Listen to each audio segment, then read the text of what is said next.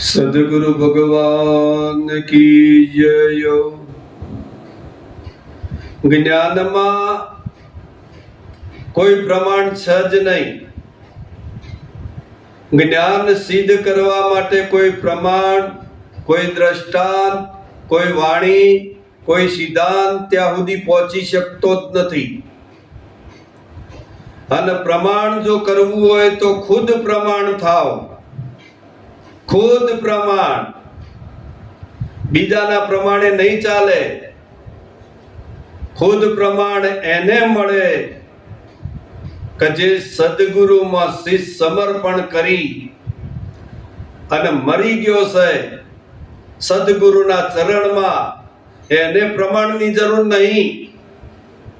આ તો જે નહીં મર્યા ને એનું પ્રમાણ જોવું છે। સાહેબ કનું પ્રમાણ આપશો તમે? આપી દો। ઈશ્વરનું પ્રમાણ આપશો? સાહેબ તમે વિચારી જુઓ કે હું ઈશ્વર કને કહું છું, આત્મા કોને કહું છું, ભગવાન કોને કહું છું? વિચારી જોજો, પછી પ્રમાણ આલજો।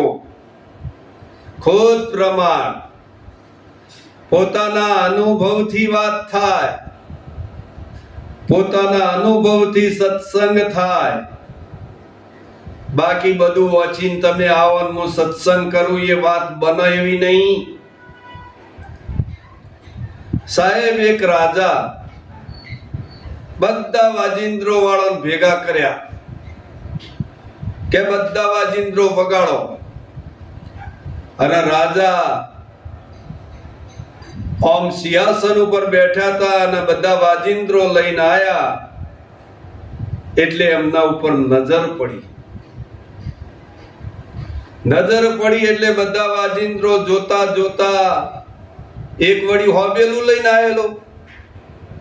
એટલે આ રાજા કે આ બધું વાગ હોબેલું જેવી રીતના વાગતું છે?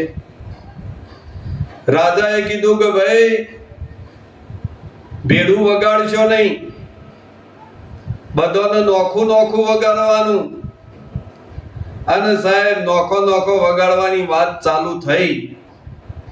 51 નોખું વગાડ, કેશિયા વાળે કેશિયો વળગાયો, વળગોન વગાડ્યું, આ બધું વગાડવાનું ચાલુ થયું। પેલા હોબેલા વાળા નંબર આવ્યો કે વગાડો, કે મહારાજ ના વાગ, કિચમ ના વાગ?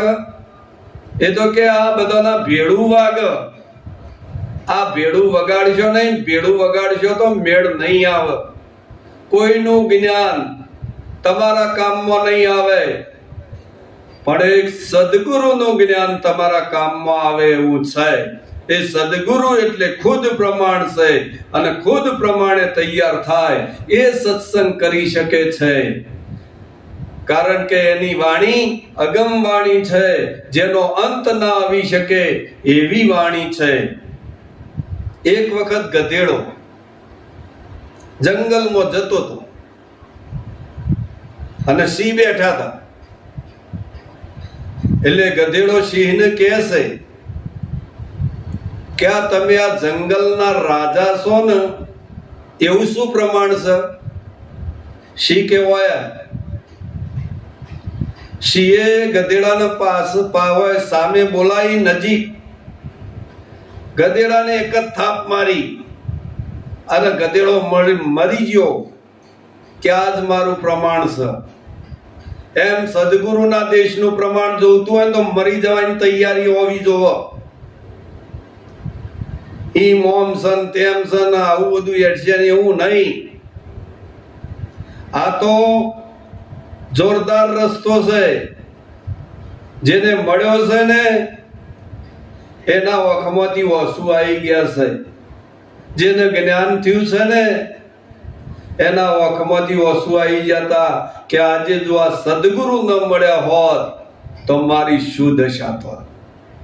પણ સદગુરુ મળ્યા છે એટલે તમે આનંદ કરી રહ્યા છો। માટે સદગુરુની જય બોલાવો।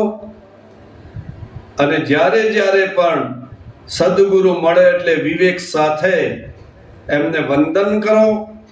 કારણ કે આ પ્રગટ પરમાત્મા છે। સદગુરુથી શેટો નહીં લેવાનો. સદગુરુના બને તેમ નજીક જાઓ તો તમને રસ્તો મળશે. બાકી એ સિવાય કોઈ રસ્તો બતાવી શકે નહીં. ભલે તમારા સદગુરુ ક્રોધિત હોય પણ ક્રોધમાં આશીર્વાદ હોય છે. માટે અહીંયા કીધું કે સદગુરુની કૃપા બિન સપને મિલે નહીં સત્સંગ. જો હોય સદગુરુની કૃપા તો ભક્તિમાં આવે રંગ. આટલું બોલી મારી વાણી વિરામ આલું છું. બોલો સદગુરુ ભગવાન કી જય.